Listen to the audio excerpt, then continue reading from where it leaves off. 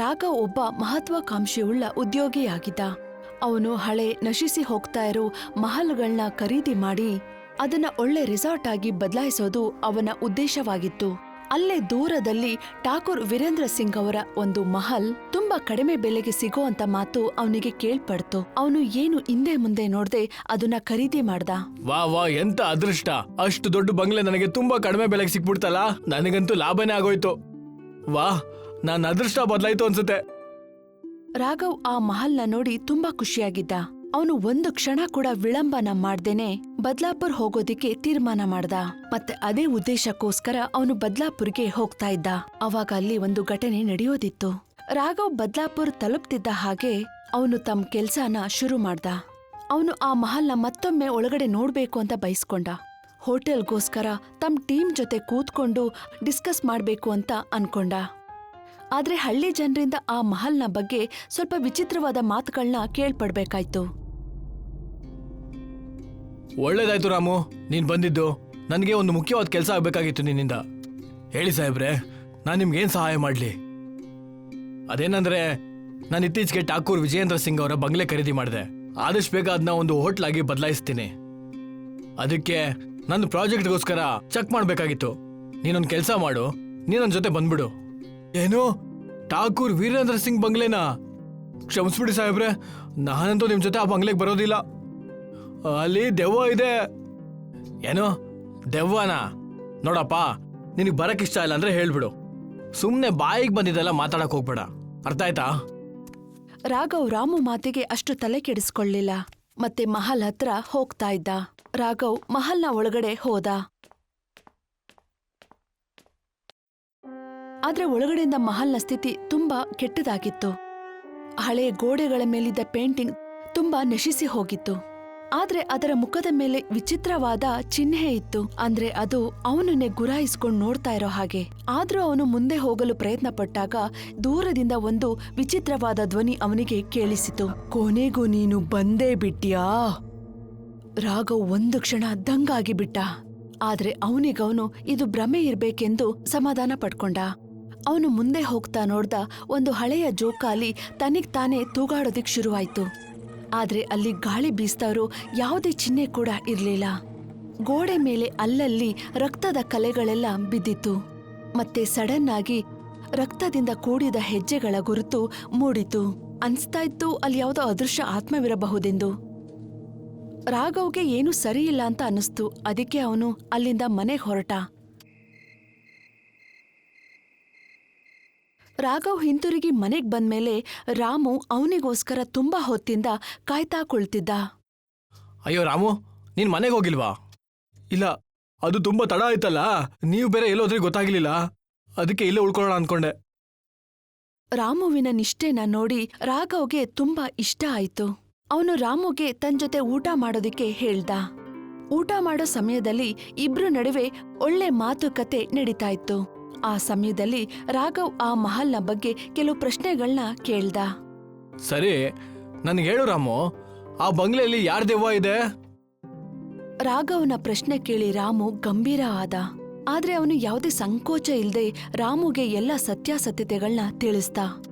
ಬಂಗ್ಲೆಯಲ್ಲಿ ಪುರಾತನ ದೆವ್ವ ಇದೆ ಮಾಲೀಕ್ರೆ. ತುಂಬಾ ವರ್ಷಗಳ ಹಿಂದಿನ ಮಾತಿದು. ಠಾಕೂರ್ ವೀರೇಂದ್ರ ಪ್ರತಾಪ್ಗೆ ಹೊಸದಾಗಿ ಅವಾಗ ಮದ್ವೆ ಆಗಿತ್ತು. ಮೊದ್ಲಿಗೆ ಎಲ್ಲ ಸರಿ ಇತ್ತು. ಆದ್ರೆ ಹೋಗ್ತಾ ಹೋಗ್ತಾ ಅವ್ರ ಹೆಂಡತಿ ಆರೋಗ್ಯ ಹಾಳಾಗೋಯ್ತು. ಅದೇನಂದ್ರೆ ಯಾವುದೇ ಔಷಧಿ ಕೂಡ ಅವ್ರ ಮೇಲೆ ಕೆಲಸ ಮಾಡ್ಲೇ ಇಲ್ಲ. ಆಗ ಒಂದು ಭಯಾನಕವಾದ ಸುದ್ದಿ ಗೊತ್ತಾಯ್ತು. ಅವ್ರ ಹೆಂಡತಿ ಮೇಲೆ ಯಾರೋ ಮಾಟ ಮಂತ್ರ ಮಾಡಿದ್ರಂತೆ. ಅದು ಬೇರೆ ಯಾರೂ ಅಲ್ಲ, ಬದ್ಲಿಗೆ ಠಾಕೂರ್ ವೀರೇಂದ್ರ ಸಿಂಗ್ ಅಂತೆ. ಏನು? ಆದ್ರೆ ಯಾಕೆ? ಅದೇನಂದ್ರೆ ರೂಪಾಗೂ ಮುಂಚೆ ವೀರೇಂದ್ರ ಸಿಂಗ್ಗೆ 7 ಮದುವೆ ಆಗಿತ್ತಂತೆ. ಆದ್ರೆ ಪ್ರತಿ ಮದುವೆಯಲ್ಲೂ 6 ತಿಂಗಳಾದ್ಮೇಲೆ ಅವ್ರ ಹೆಂಡತಿರು ಇದ್ದಕ್ಕಿದ್ದಾಗೆ ಯಾವ್ದಾದ್ರು ಒಂದ್ ಕಾಯಿಲೆ ಬಂದು ಸತ್ತೋಗ್ತಿದ್ರಂತೆ. ಅದಕ್ ಕಾರಣ ಠಾಕೂರ್ ಸಾಹೇಬ್ರಂತೆ. ಠಾಕೂರ್ ಸಾಹೇಬ್ರು ಈ ಪ್ರಪಂಚದಲ್ಲಿ ಚಿರಂಜೀವಿ ಆಗ್ಬೇಕು ಅನ್ಕೊಂಡಿದ್ರು.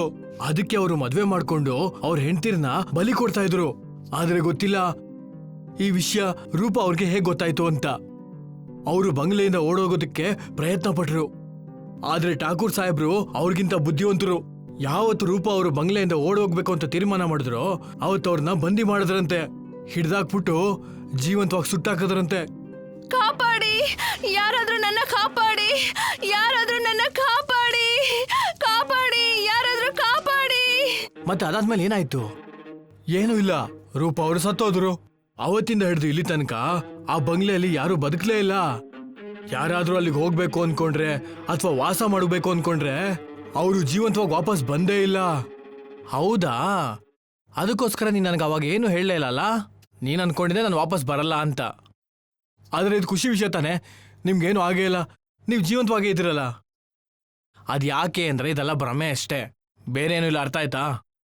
ರಾಮು ಮಾತ್ ಕೇಳಿ ರಾಘವ್ಗೆ ನಂಬಿಕೆ ಬರ್ತಾ ಇತ್ತು, ಅಲ್ಲಿನ ಒಂದು ಕತೆ ಸುಳ್ಳಿರ್ಬಹುದು ಅಂತ. ಆದ್ರೆ ಅವನಿಗೆ ತಿಳಿದಿರ್ಲಿಲ್ಲ ಅವನು ಈ ಕತೆನ ಕೇಳಿಯೂ ಕೇಳ್ದಿರೋ ತರ ನಡ್ಕೋತಾ ಇದ್ದಾನೆ ಅಂತ. ಅದಕ್ಕೆ ಅವನು ತುಂಬಾ ಬೆಲೆ ಕಟ್ಬೇಕಾಗ್ ಬಂತು. ರಾಮು ಹೋದ್ಮೇಲೆ ರಾಘವ್ ಮಲಗಿಕೊಂಡ. ಮಧ್ಯರಾತ್ರಿ ಆಗ್ತಿದ್ದಂಗೆ ರಾಘವ್ನ ರೂಮಲ್ಲಿ ಒಂದು ವಿಚಿತ್ರವಾದ ಘಟನೆ ನಡೆಯೋದಿಕ್ಕೆ ಶುರುವಾಯ್ತು. ಅವನ್ ರೂಮ್ನ ಗೋಡೆಗಳೆಲ್ಲ ಬಿರುಕು ಬಿಡೋದಿಕ್ಕೆ ಶುರುವಾಯ್ತು. ಇಲ್ಲೇನಾಗ್ತಾ ಇದೆ? ರಾಘವ್ ಭಯದಿಂದ ಓಡಿ ತನ್ನ ಬಾತ್ರೂಮಲ್ಲಿ ಬಚ್ಚಿಟ್ಕೊಂಡ. ಅಲ್ಲಿದ್ದ ಒಂದು ಮಿರರ್ ಅಲ್ಲಿ ತನ್ ಮುಖ ತಾನೇ ನೋಡ್ಕೊಂಡ. ಆಗ ಅವನ್ ಛಾಯೆ ಕನ್ನಡಿಯಲ್ಲಿ ತಾನಾಗೆ ನಗ್ತಾ ಇತ್ತು. ಆಗ ರಾಘವ್ಗೆ ತುಂಬಾ ಗಾಬರಿ ಆಯ್ತು. ಆಗ ಒಂದು ತಣ್ಣಗಿರೋ ಕೈ ಅವನ್ ಭುಜದ ಮೇಲೆ ಕೈ ಇಟ್ಟಂಗಾಯ್ತು. ಅವನು ತಿರುಗಿ ನೋಡ್ದಾಗ ಅಲ್ಲಿ ಯಾರೂ ಕೂಡ ಇರ್ಲಿಲ್ಲ. ಅಲ್ಲೇ ಇದ್ದ ಅಲ್ಮಾರಿ ತಾನಾಗೆ ತಾನು ಓಪನ್ ಆಯ್ತು. ಅದ್ರ ಒಳಗಡೆಯಿಂದ ವಿಚಿತ್ರವಾದ ಆಕೃತಿಗಳು ಹೊರ ಬರೋದಿಕ್ಕೆ ಶುರುವಾಯ್ತು. ರಾಘವ್ ಗಾಬರಿಯಿಂದ ಓಡ್ತಾ ರೂಮಿಂದ ಹೊರಗೆ ಹೋದ. ಆದ್ರೆ ಅವನು ಮೇನ್ ಡೋರ್ ಓಪನ್ ಮಾಡಿದಾಗ ತಿರ್ಗಾ ಹಾಲ್ನಲ್ಲೇನೆ ಇದ್ದ. ಅವನು ಆ ಮಹಲ್ನಲ್ಲಿ ತಾನಾಗೆ ತಾನು ಸಿಕ್ಕಾಕೊಂಡಿದ್ದ. ಇದ್ ನನಗೆ ಏನಾಗ್ತಾ ಇದೆ? ಏನಾಗ್ತಾ ಇದೆ ಇಲ್ಲಿ? ಅವಾಗ ರಾಘವ್ಗೆ ಒಂದು ಭಯಂಕರವಾದ ಶಬ್ದ ಕೇಳಿಸಿತು. ಓ, ನೀನು ತಿರುಗಿ ಬಂದ್ಯಾ? ಈಗ ನನ್ ಸೇಡು ತೀರಿಸ್ಕೋತೀನಿ. ಇವಾಗ ನನ್ ಸೇಡು ಪೂರ ಆಗುತ್ತೆ. ಆ ಧ್ವನಿ ರಾಘವ್ನ ಕಿವಿಗಳಲ್ಲಿ ಕಿರುಚುತ್ತಾ ಹೋಯ್ತು. ಆ ಧ್ವನಿಯಿಂದ ಅವನು ಅಲ್ಲೇ ಸ್ತಬ್ಧವಾಗಿ ನಿಂತು ಬಿಟ್ಟ. ಅಯ್ಯೋ, ಯಾರ್ ನೀನು? ನನ್ಗ್ಯಾಕೆ ಇಷ್ಟೊಂದು ತೊಂದರೆ ಕೊಡ್ತಾ ಇದ್ಯಾ? ನಾನ್ ನಿನಗೆ ಅಂತಾನೆ ಮಾಡ್ದೆ. ನನ್ನ ಬಿಟ್ಬಿಡು ಪ್ಲೀಸ್, ನನ್ನ ಬಿಟ್ಬಿಡು. ರಾಘವ್ ಭಯದಿಂದ ಕಿರ್ಚಾಡ್ತಾ ಇದ್ದ. ಆಗ ಅವನ ಎದುರುಗಡೆ ಒಂದು ಆಕೃತಿ ತಾನಾಗೆ ಬಂದು ನಿಂತಿತು. ರಾಘವ್ಗೆ ಎಲ್ಲ ಮಂಜು ಮಂಜಾಗೆ ಕಾಣಿಸ್ತಿತ್ತು. ಒಬ್ಬ ವ್ಯಕ್ತಿ ಎದುರುಗಡೆ ಇದ್ದ ವ್ಯಕ್ತಿಗೆ ಬೆಂಕಿಯನ್ನು ಹಚ್ಚಿದ್ದ. ಮತ್ತೆ ರಾಘವ್ ತುಂಬಾ ಜೋರಾಗಿ ಕಿರ್ಚೋದಿಕ್ಕೆ ಶುರು ಮಾಡ್ದ. ಇಲ್ಲ, ಇದೇನ್ ಮಾಡ್ಬಿಟ್ಟೆ ನೀನು? ಇದೇನ್ ಮಾಡ್ಬಿಟ್ಟೆ ನೀನು? ಇದೇನ್ ಮಾಡ್ಬಿಟ್ಟೆ ನೀನು? ನೋಡ್ತಾ ನೋಡ್ತಿದ್ದಾಗೆ ಆ ಆಕೃತಿ ರಾಘವ್ ಹತ್ತಿರ ಬರ್ತಾ ಇತ್ತು. ಅದರಿಂದ ಅವನು ತುಂಬಾ ಭಯಗೊಂಡ. ಮತ್ತೆ ರಾಘವ್ ಮುಂದೆ ಠಾಕೂರ್ ವೀರೇಂದ್ರ ಸಿಂಗ್ ನಿಂತಿದ್ದ. ಆದ್ರೆ ರಾಘವ್ ಅವನ್ ರೂಪ ನೋಡಿ ತುಂಬಾ ಗಾಬರಿಯಾದ. ಯಾಕಂದ್ರೆ ಠಾಕೂರ್ ಸೇಮ್ ಅವನ್ ತರನೇ ಕಾಣಿಸ್ತಾ ಇದ್ದ. ಈ ರಾಘವ್ ವೀರೇಂದ್ರ ಸಿಂಗ್ನ ಪುನರ್ಜನ್ಮವಾಗಿದ್ದ. ಹೀಗಾಗೋದಕ್ಕೆ ಹೇಗ್ ಸಾಧ್ಯ? ನಾನ್ ಠಾಕೂರಾ? ಹಾ, ನೀನು ಠಾಕೂರ್ರೆ. ನೀನು ಅವನೇನೆ. ನಿರ್ದಯಿಯಾಗಿ ನೀನು ನನಗೆ ಬೆಂಕಿ ಹಚ್ಚಿದ್ದೆ. ನಿನ್ನ ಸ್ವಾರ್ಥಕ್ಕೋಸ್ಕರ ನನ್ನ ಬಲಿ ತಗೊಂಡಿದ್ದೆ. ನಾನು ನರಳಾಡ್ತಿದ್ದೆ, ಕೂಗಾಡ್ತಿದ್ದೆ.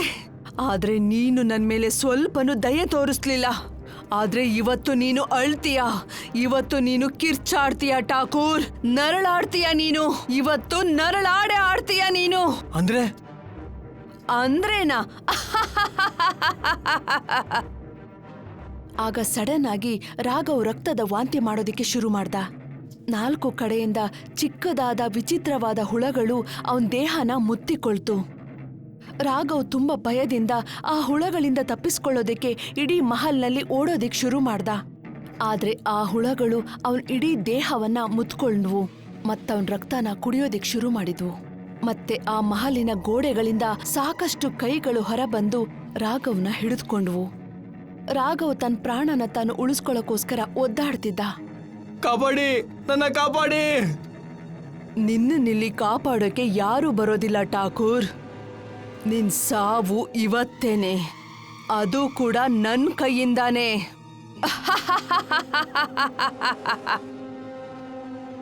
ರೂಪ ರಾಘವ್ನ ದಿಟ್ಟಿಸಿ ನೋಡ್ತಾ ಇದ್ಲು. ಆಗ ರಾಘವ್ ಕೊನೆ ಉಸಿರಿನೊಂದಿಗೆ ಮಹಲ್ನ ಭೂಮಿಯ ಒಳಗಡೆ ಹೋಗ್ಬಿಟ್ಟ. ಎಲ್ಲಾ ಕಡೆ ಮೌನ ಆವರಿಸಿತ್ತು. ಮಾರನೇ ದಿನ ಹಳ್ಳಿ ಜನ ಮಹಲ್ನ ಒಳಗಡೆ ಬಂದ್ರು. ಆದ್ರೆ ಒಳಗಡೆ ಏನೂ ಇರ್ಲಿಲ್ಲ. ರಾಘವ್ ಕೂಡ ಮತ್ತೆ ಅವನ ವಸ್ತುಗಳು ಕೂಡ. ಬೆಂಕಿಯಿಂದ ಸುಟ್ಟಿದ್ದಂತಹ ವಾಸನೆ ಮತ್ತು ರಕ್ತದಿಂದ ಬರೆದಿದ್ದಂತಹ ಒಂದೇ ಒಂದು ಹೆಸರು. ಠಾಕೂರ್ ವೀರೇಂದ್ರ ಸಿಂಗ್ ಮತ್ತೆ ಮರಳಿ ಬಂದಿದ್ದಾನೆ. ಗ್ರಾಮಸ್ಥರು ಆ ಮಹಲ್ನನ್ನು ಶಾಪಗ್ರಸ್ತ ಎಂದು ತಿಳಿದು ಅದನ್ನು ಬಿಟ್ಟು ಬಿಟ್ಟರು. ಮತ್ತೆ ಆ ಮಹಲ್ ಒಳಗಡೆ ಹೋದವರ್ಯಾರೂ ತಿರುಗಿ ವಾಪಸ್ ಬಂದಿಲ್ಲ.